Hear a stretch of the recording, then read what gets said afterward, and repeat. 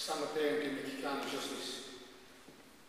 If 1,000 different people stood up here today and did this eulogy, there'd be 1,000 different stories, 1,000 different funny tales, as well as 1,000 different declarations of how much he meant to me. I'll just attempt to put into words what he meant to me. I first met Mickey in the late 80s as a schoolboy at the Munich 72 tile shop, which was down the Blue in Bermondsey. My dad took me there. I already knew of Mickey, as he'd taken my dad away on a boxing international in 1972. My dad had kept a picture of him on the wall in our house. I didn't need to do works at the shop. I went there with my dad in his busy salon on a few occasions, and Mickey held court over anyone who went to the shop. Towards the end of my time as gone there, there used to be a little Chinese kid who used to hang around there trying to get a glimpse of the famous boxers who went inside the shop. As it turned out, that little Chinese kid became an integral part of mick-carney's life. Within the first 10 minutes of meeting Mickey, I was in awe of him. He ripped into my dad and anybody else who was around. Yet although Mickey had a tongue that could tear you in half, he was always still a gentleman. Mickey was a proper, old-school gent. He would even ask permission to speak before he would tear a strip off you, call you dribbles or a crank. Mickey was always immaculately turned out. He got up every morning at silly o'clock, as some of the boxers used to say. He'd always have a bath, have a shave, and put on one of his unique suits. He was always just smiling, even when he would clean the gym. He'd sweep the gym floor and the ring canvas every single day. He'd still be wearing his suit. Mike Reigate told us at the story when the rhinos in the lodge were blocked, and Mick ended suited and booted, threw his arm into the overflowing new rhinos to drag our load of chain on which had blocked it up. He looked at Reigate, as he used to call him, gave him a shake of his head, which called him a clown. But I was Mick. He was always elegantly dressed. We used to joke to him that he probably would be gardening at home in his best bib and tucker, to which he would give us a very vocal response, usually ending the word off.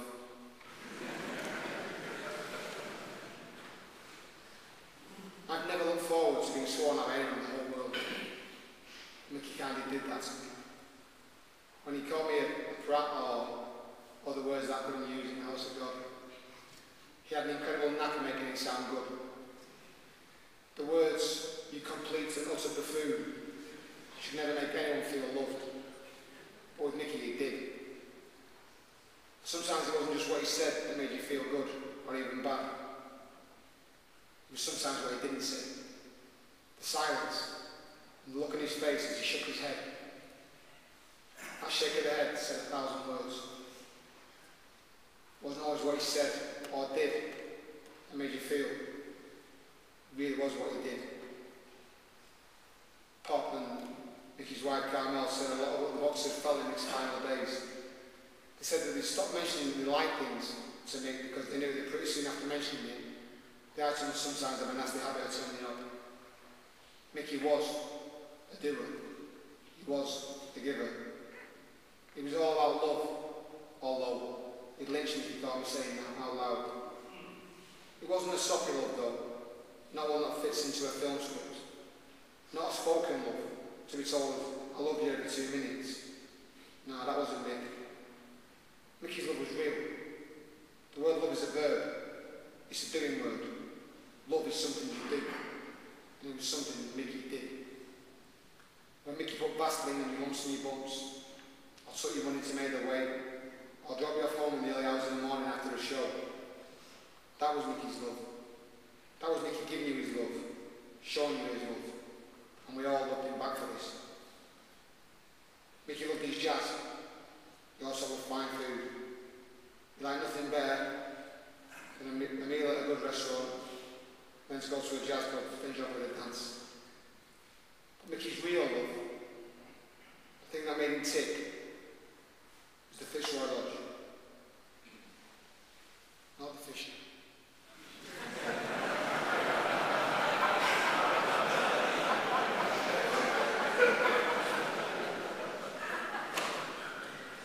Fitzroy Lodge was the place where he seemed most at peace, the place he seemed most at home.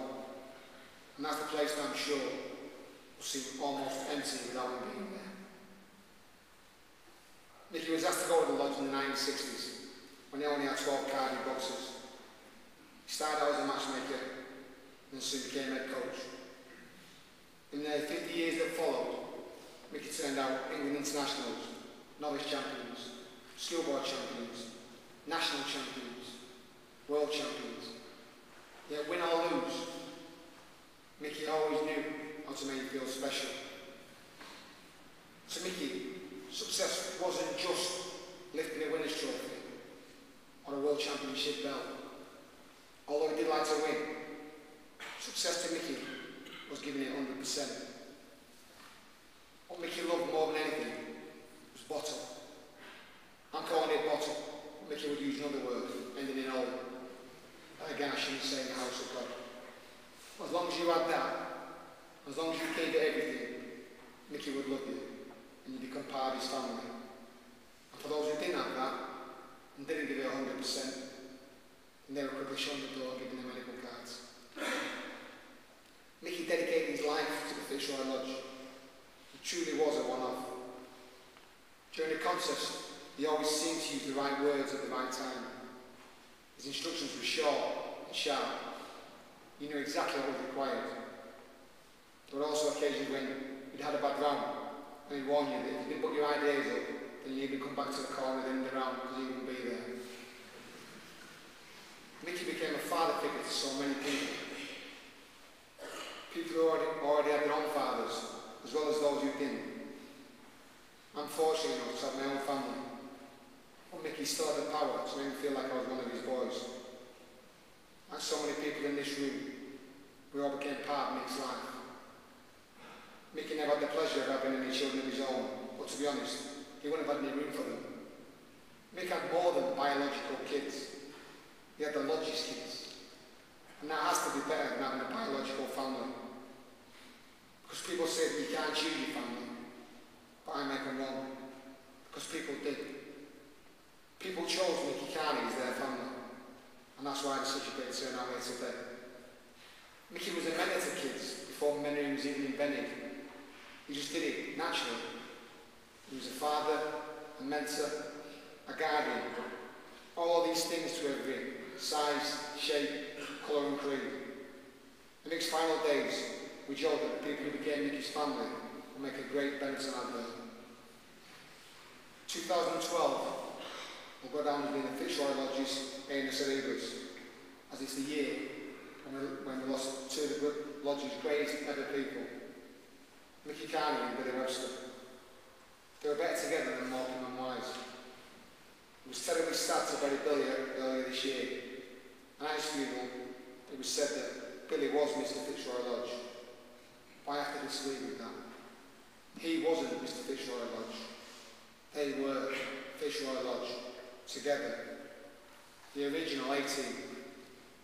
They made people feel better than Eric and Ernie, but they also held disciplined people firmer than Bonnie and Reggie. They were held in the highest respects, boxers and people alike.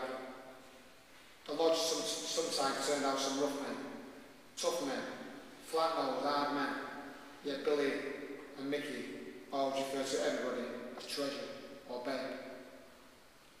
I'm finding it really angry to me, because Mickey's not here anymore. He's now in to have a cup of tea at the office in the Lodge, or on the end of the phone to have a chat with or give advice. And for the people who Mickey would have called rats, there are plenty of rats out there for the man upstairs to take, rather than taking Mickey. And that's creating real anger. But we shouldn't be angry. We should be sorry that he's gone, and upset that he's not here anymore to talk. But we should be happy. We should be happy that we knew him. We should be proud.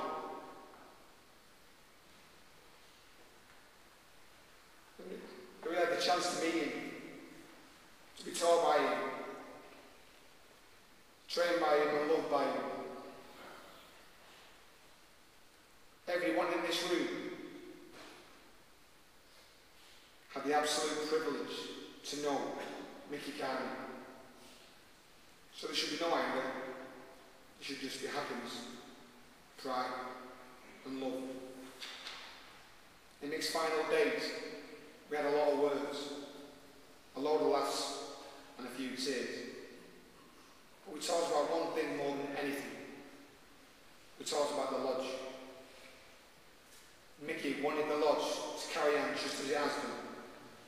He wanted it to sustain and even grow. If we owe Mickey Carney anything, we owe him now.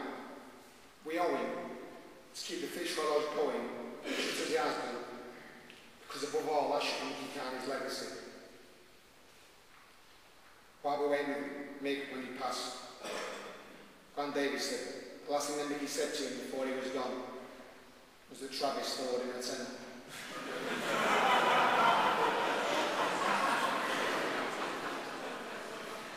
But that wasn't actually true.